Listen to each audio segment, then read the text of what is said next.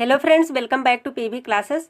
आज हम स्टार्ट करने वाले गणित शिक्षण का प्रैक्टिस सेट जो आपके प्राथमिक और जूनियर दोनों एग्जाम के लिए बहुत ही इंपॉर्टेंट होगा। तो चलिए जुड़ना ना भूलें हमारे चैनल पीवी क्लासेस से। चलिए स्टार्ट करते हैं। आज का पहला सवाल, प्राथमिक कक्षाओं में बच्चे गणित में क्या सीखते हैं, इसके आकलन का ध्यान किस पर नहीं होना चाहिए। तो जहां पर नहीं आ जाए उसको आप लोग अंडरलाइन कर लीजिए जिससे कि आपका गलत नहीं होगा। तो किस पर ध्यान केंद्रित नहीं होना चाहिए। ऑप्शन से दिए गए हैं तर्क कौशल का विकास, सेकंड ऑप्शन दिया गया गणितीय अवधारणाओं को समझना, थर्ड ऑप्शन है गणितीय भाषा का विकास, फोर्थ ऑप्शन है गणित की समस्याओं का जवाब देने में सटीकता।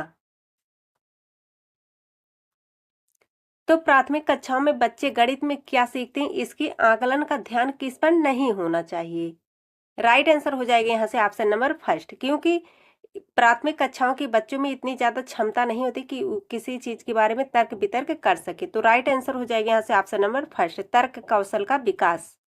नेक्स्ट क्वेश्चन है, एक बच्चे ने नीचे दिखाए अनुसार दो संख्याएं घटाई, निम्नलिखित में से कौन सा कथन बच्चों के घटाव सीखने का बोध कराता है।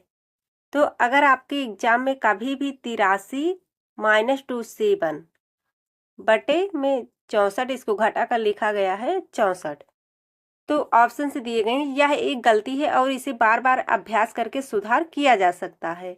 सेकंड ऑप्शन दिया गया बच्चों को घटाव की प्रक्रिया में स्थानीय मान के बारे में गलत धारणाएं हैं। बच्चा नहीं जानता कि कैसे घटाना है, बच्चा 2 अंकों वाली संख्याओं के घटाव की प्रक्रिया जानता है। अगर इस टाइप का सवाल आपके एग्जाम में कभी भी आए तो आपको इस बात का ध्यान देना है कि जहां पर स्थानीय मान के बारे में बात कही गई हो वही ऑप्शन आपका राइट आंसर होगा। तो यहाँ से राइट आंसर हो जाएगा बच्चों को घटाव की प्रक्रिया में स्थानीय मान के बारे में गलत धारणाएं है। राइट आंसर हो जाएगा यहाँ से ऑप्शन नंबर 2।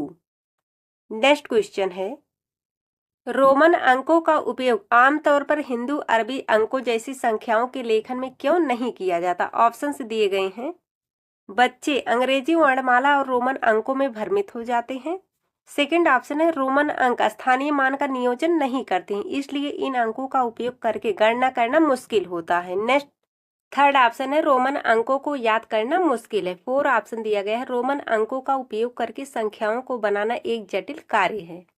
राइट आंसर है ऑप्शन नंबर 2।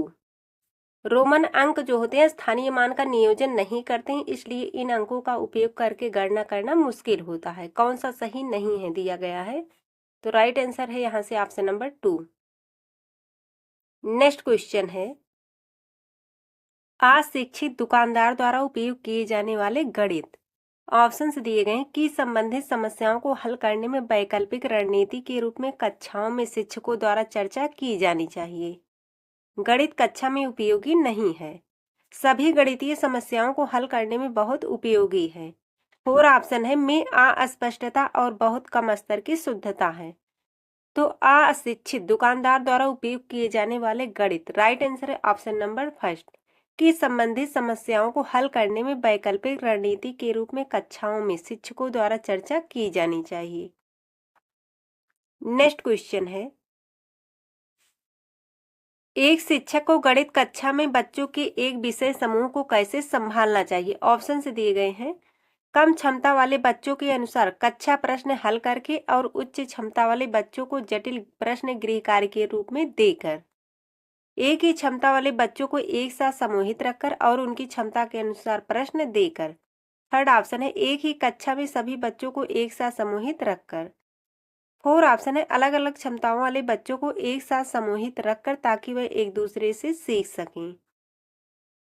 एक दूसरे से सीखेंगे अगर तो वो ज्यादा अच्छे से सीखेंगे। राइट आंसर हो जाएगा यहाँ से ऑप्शन नंबर 4।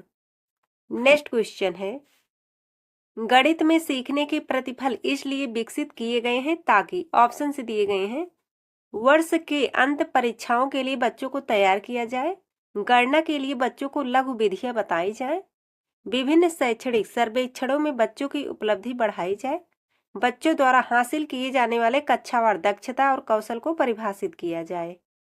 तो गणित में सीखने के प्रतिफल इसलिए विकसित किए गए हैं ताकि, राइट आंसर है यहाँ से ऑप्शन नंबर 4, बच्चों द्वारा हासिल की जाने वाली कक्षावार दक्षता और कौशल को परिभाषित किया जाए।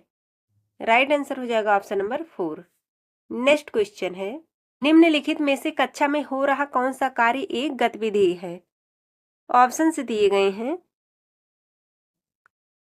बच्चों का अन्वेषण में लगना, शिक्षक समझाते हैं कि प्रश्न कैसे हल करें, बच्चों द्वारा कविता के रूप में गिनती का वाचन, बच्चों द्वारा श्यामपट्ट से नकल करना। राइट आंसर है यहाँ से ऑप्शन नंबर 3, बच्चों द्वारा कविता के रूप में गिनती का वाचन। नेक्स्ट क्वेश्चन है, बच्चों के बीच गिनती के कौशल को विकसित करने के लिए निम्नलिखित में से कौन सा पूर्व संख्या अवधारणा के रूप में सीखने के लिए आवश्यक नहीं है? ऑप्शन से समूह बनाना, एक एक संगतता, क्रमबद्धता, संख्या नाम यादृच्छिक रूप से पढ़ना। तो कौन सा यहाँ से सीखने के लिए आवश्यक नहीं है? राइट आंसर हो जाएगा ऑप्शन नंबर 2, एक एक संगतता। नेक्स्ट क्वेश्चन है, एक बच्चे से यह पूछने पर कि क्षेत्रफल क्या है, उसने लंबाई गुणे चौड़ाई उत्तर दिया। क्षेत्रफल की अवधारणा के बारे में बच्चों की समझ के बारे में आप क्या कह सकते हैं? ऑप्शंस दिए गए, बच्चा क्षेत्रफल और परिमाप की अवधारणा के बीच उलझन में है। सेकेंड ऑप्शन है, बच्चे को क्षेत्रफल की अवधारणा के बारे में कोई जानकारी नहीं। थर्ड ऑप्शन है, बच्चे ने किसी भी बंद आकार के क्षेत्रफल के सामान्य विचार को आयत के क्षेत्रफल के रूप में उपयोग किया। फोर ऑप्शन है, बच्चा सही कह रहा है कि क्षेत्रफल लंबाई गुणे चौड़ाई है। राइट आंसर होगा यहाँ से ऑप्शन नंबर 3।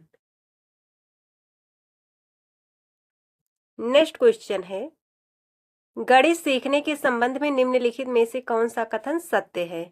ऑप्शंस है, गणित केवल कठोर अभ्यास से सीखा जा सकता है। तो यहाँ से क्या आ गया? केवल। ऑप्शंस गलत हो जाएगा। गणित सीखने के लिए एक कठिन विषय है। तो ऐसा तो है नहीं कि गणित इतना कठिन है कि आप सीख नहीं सकते। थर्ड ऑप्शन है, आमतौर पर लड़कियां गणित में कमजोर होती हैं। तो ऐसा तो है नहीं, क्योंकि बहुत सारी लड़कियां हैं जो गणित में अच्छी होती हैं। ऑप्शन से दिए गए फोर ऑप्शन है यहाँ से, हर कोई गणित सीख सकता है। तो गणित सीखने के संबंध में निम्नलिखित में से कौन सा कथन सत्य है?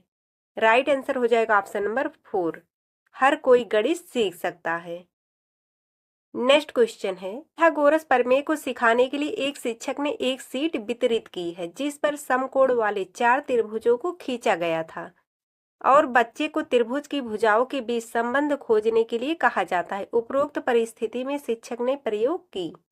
ऑप्शन से, प्रयोगशाला विधि, आगमन विधि, निगमन विधि, व्याख्यान विधि। राइट आंसर है यहाँ से ऑप्शन नंबर 2, आगमन विधि। विधि के मतलब है उदाहरण से नियम की ओर। तो पहले आप बच्चे को उदाहरण समझाए, उसके बाद नियम। राइट आंसर हो गया यहाँ से ऑप्शन नंबर 2, आगमन विधि। नेक्स्ट क्वेश्चन है, निम्नलिखित में से कौन सा कथन संकल्पना मानचित्र के बारे में सत्य नहीं है? ऑप्शन है, संकल्पना मानचित्र नए शिक्षण को पूर्व ज्ञान से जोड़ने में सहायक है। सही है। संकल्पना मानचित्र अंतः संबंधित अवधारणाओं और उन्हें जोड़ने वाले लिंक का संग्रह प्रस्तुत करते हैं। सही है।